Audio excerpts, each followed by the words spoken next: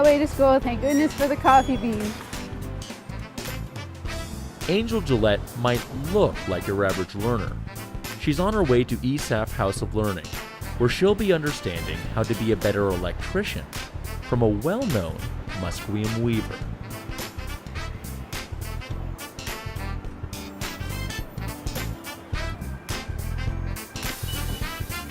About 5 years ago, I've always wanted to go back to school and do something with my life, be something. It feels really good because I know they need women in trades right now, and to be an Aboriginal woman in trades is going to be like the golden egg. The day begins with an important lesson on how old traditions add value to what she's learning today. I just want to take this opportunity to thank all of you for asking me to come and be here with you today. It's really exciting and important for me to be amongst my own people. You are on Musqueam traditional territory, for those of you who don't know. Since the beginning of time, that's a part of how we educated our own people. And today they call it math, they call it science. You know, when I was first learning the whole process of weaving, learning patterns became so clear to me, the focus of the mathematics. Their academics had to be in place. I ask young children when I teach them, did we have schools a long time ago? And they said no. And then I have to inform them that we did. The Aboriginal culture in the teaching model is very important because that's where people are rooted. They're rooted in their own culture. The Aboriginal component, it fed my spirit. I needed to have something that had a reflection of who I am. We consider ourselves a community here, and that's important for our Aboriginal learners to feel a sense of belonging, a sense of being understood. I do think that the majority of Aboriginal people want to be served by an Aboriginal organization. And what we're looking for today, I think, as Aboriginal people, is that balance. We want to have one foot in tradition and one foot here in the contemporary world. I applied for that to help me boost up my resume, to help find a job. Angel had a very challenging upbringing. She came into the program, never looked up. We kept encouraging her. She was homeless. All kinds of things were happening in her life. Like many of Access's referrals, Angel came into this program with a multitude of challenges.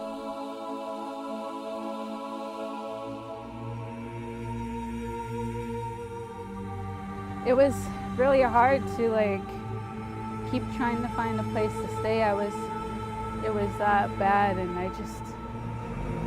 it was the hardest thing I've ever dealt with in my life.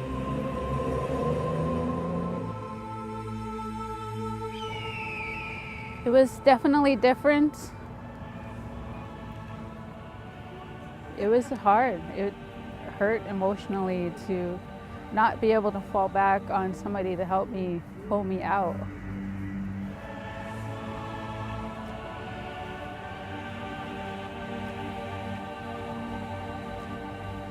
The main struggle was finding my next meal.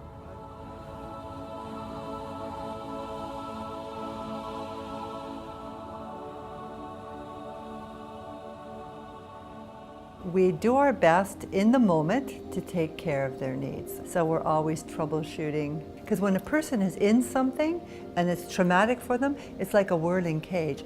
It's spinning around and they don't know how to grab on. Personally, I was lost and I woke up every day not knowing what to do or what my future would be like.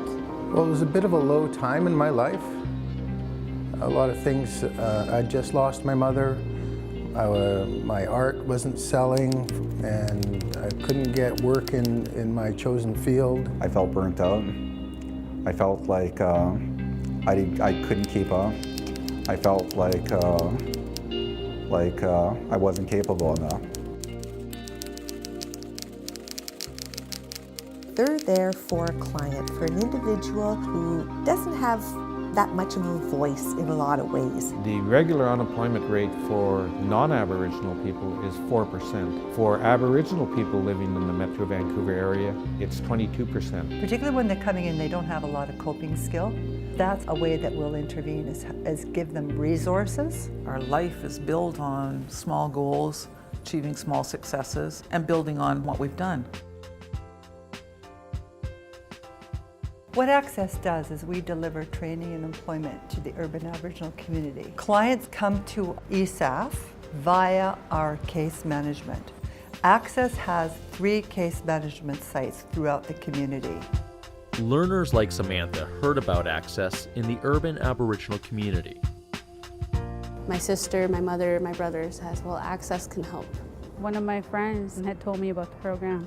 I think there's a real enthusiasm for the work that we do because we all genuinely care about the clients and the community. They realized, I think fairly quickly, that we're not a typical school. We're a much friendlier, much more open environment. You know, people will know if it's authentic or not.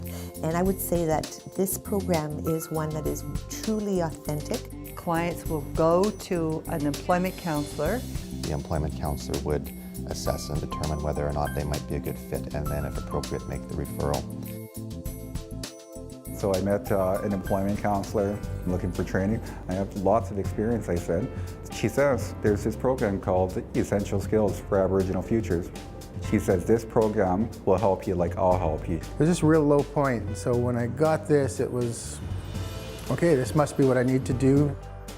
And so, like many Aboriginal learners before him, Mark took the first step towards a brighter future. ESAF is the acronym for Essential Skills for Aboriginal Futures. The ETC program, etc., which stands for Employment and Training Competency. When we started the Essential Skills program, we decided what was missing was employers. We had to bring them on right at the beginning. We work with an employer partner who helps us with the training and the preparation. I engage with employers. I go out and I kind of bird dog and look for employers. So what I look for is an employer who has the ability and the desire to hire Aboriginal people, and that they have the capacity to interview at least 16 candidates for entry-level positions. Every curriculum is designed for that intake. Access has successfully partnered with 35 industry sectors, which include all levels of government, Aboriginal service organizations, the business community, and educational institutions. Our Essential Skills department are working on their 35th industry partner. We need to work within the modern world, you know. The Aboriginal population is quite a lot younger than the overall population of Canada. It's growing at a rate that's 5 to 6 times faster than the average population. One of the main tenets of what we do here is rooted deeply in respect and non-judgment. I think from day one, moment one, when people come through our doors, they learn very quickly that they'll never be judged. I think when they come in the beginning, they're very apprehensive, maybe a little shy, nervous, not quite sure what it's all about. Learners enter into the program and go through 4 separate training modules. In phase 1, which is that personal development part, this is the Raven. You know, he's got those little sharp little beady eyes and he's looking closely and he's examining himself. In Northwest Coast Aboriginal symbolism, the Raven also represents curiosity, and Virgil became curious. What's important for Virgil is to find something that was meaningful in terms of a career. I came into the program, you know, to work on myself, but I didn't really know what I wanted to work on. I started to open up.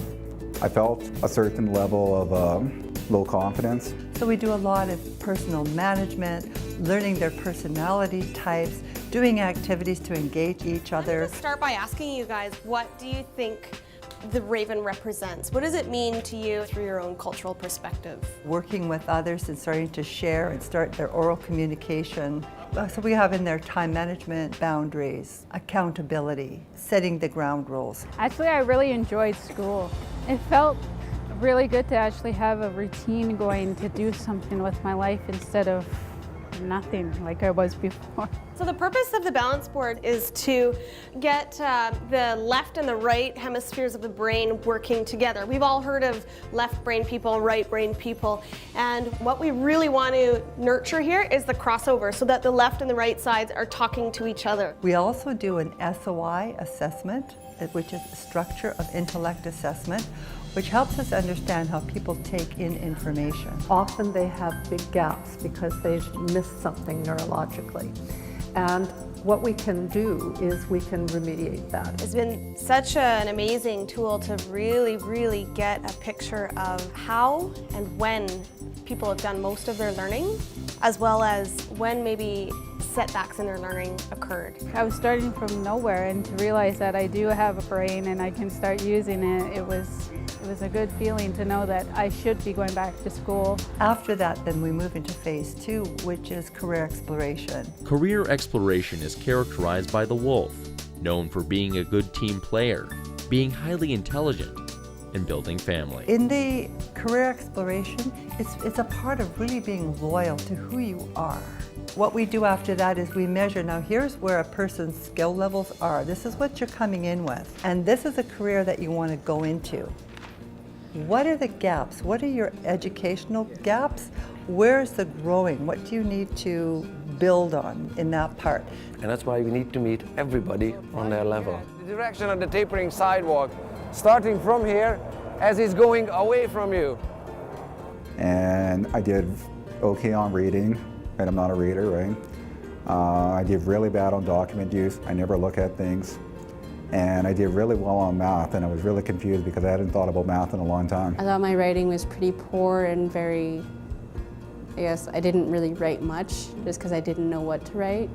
And now in school, I'm able to do essays without worrying about if I'm able to do it or not. Mark came into the program, and I was skeptical. The intake that we had Mark come into, the students must have a minimum of 35 words a minute typing. This was a partnership with the City of Vancouver. A part of their orientation and acceptance into the program was keyboarding. And here's Mark Pryor, 2-finger typing. And I thought, oh, for goodness sake. They were horrified. They saw me typing with 2 fingers. I said, you can't do that. You have to learn how to type with both hands. I phoned the city and I said, will you accept people that type with 2 fingers? And they said no. I went and started doing it properly, and it dropped to about 7 or 8 words a minute. Freaked me out. He dedicated himself night and day to keyboarding. Boom, boom, boom, boom, boom, boom, boom. So now I type about 25 to 30 words a minute. It bolstered my skills, and in the process I learned how to type. It showed me that I can do what I set out to do as long as I apply myself. Sometimes it's not about getting a hand out, it's about getting a hand up.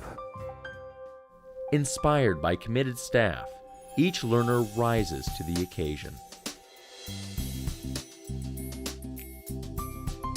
No matter my situation, I was determined to keep going to school. When she came through here, what she found was that people actually really did care about her. And it wasn't just us as the staff, but it was her peers. I honestly didn't think I had this much strength to keep going forward. Life was handing me so much negativity, but to keep going to school and having that determination to get through it, I really had no excuse to miss school. We're going to make it as easy as possible for them to succeed while they're here. Calling them and giving them a wake-up call in the morning, to giving them bus fare, to providing lunches, to rewarding them and celebrating them at the end of the day or at the end of an assessment or test or a difficult day. Case managers continue to also provide supports. So really there's support coming from 2 levels, sometimes 3 levels if it's a trades program, because then they'll also be supported by the counselors through the Access Trades Department. Module 3 is inspired by the Beaver.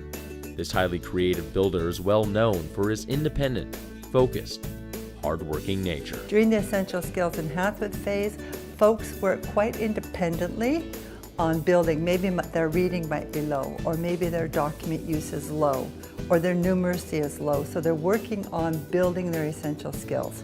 And basically it just helps you with your reading, writing, document use, and communication, numeracy, just those basic skills that people would need in everyday life. This program, what it did for me was it filled in some of the holes that I felt I had. It gave me a place to grow. When I found the willingness to do this, I was able to commit and do it. We all have value. This is the really exciting time, is when they start to carve out their path and they're starting to realize that maybe there is a direction that they have always known that they wanted to go in.